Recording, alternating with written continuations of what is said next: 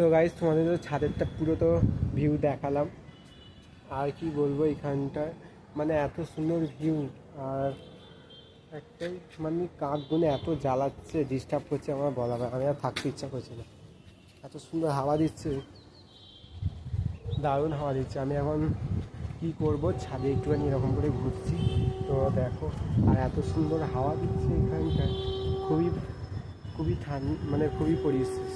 আর মেঘগুলো করেছে তোমাদেরকে দেখাচ্ছি। আর এদিকে আছে পিসার গাছপালা, এদিকে গাছ বসেছে পিসার।